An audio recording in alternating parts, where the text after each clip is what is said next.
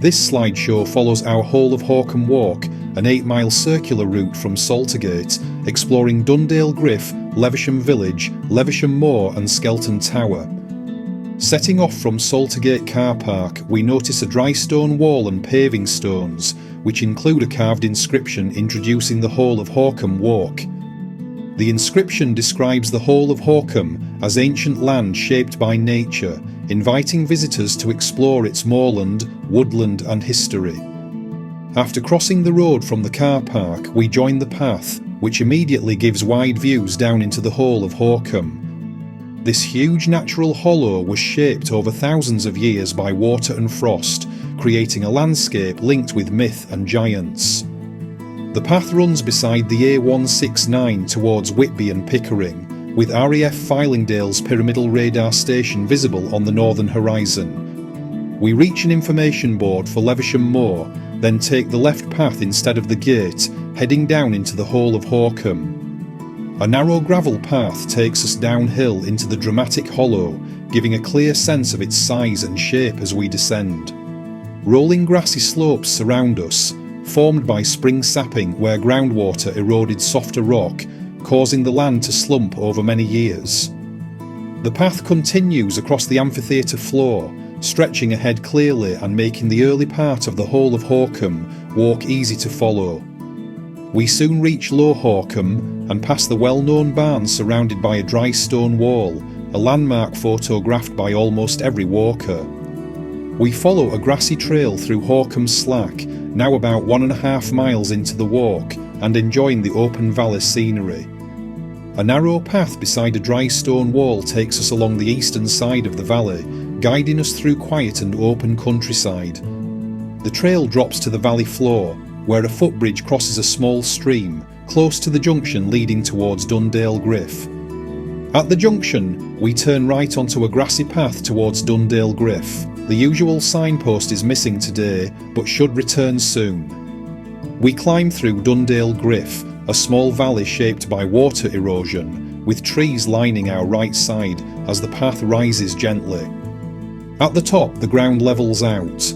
The final few trees form a light canopy before we step onto open moorland again.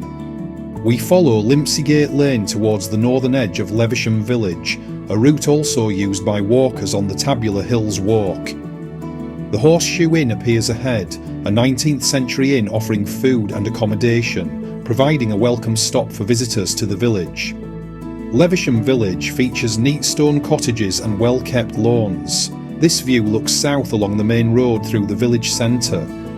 St John the Baptist Church, built in the 19th century, replaced the older St Mary the Virgin, which now stands as a nearby ruin. St John's became the main parish church in the 1950s, when St Mary's was no longer used for regular church services.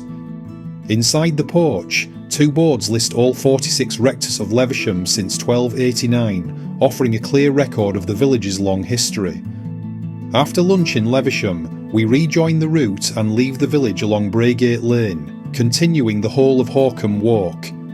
We pass Highland cattle on Levisham Moor, easily recognised by their long horns and thick coats, well suited to harsh moorland weather.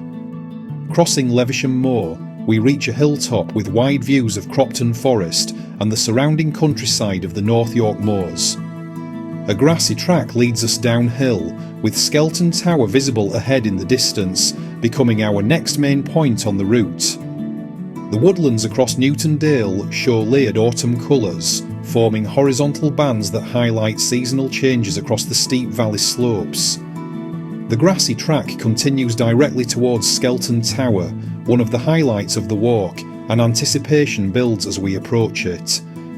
Skelton Tower is a small square stone building from about 1830, built by Reverend Robert Skelton as a shooting lodge and retreat.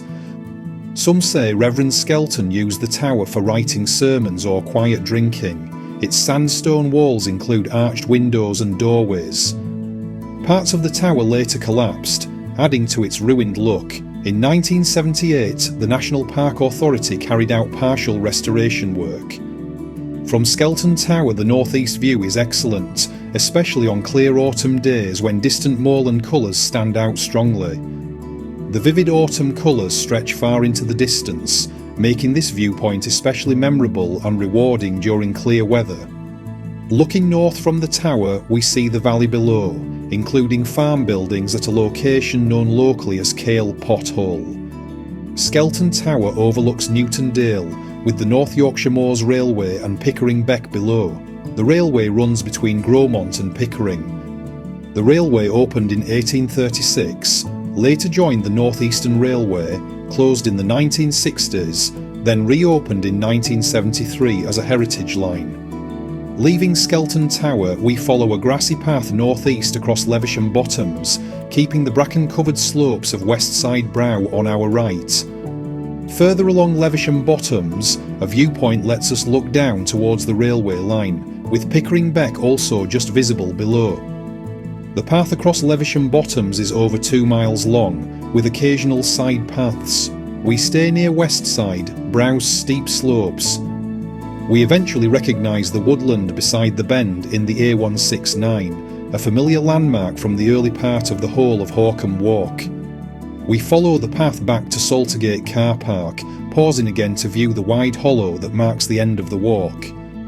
To learn more about this route, visit my website to read the full walk description, view the photos and download a printable guide.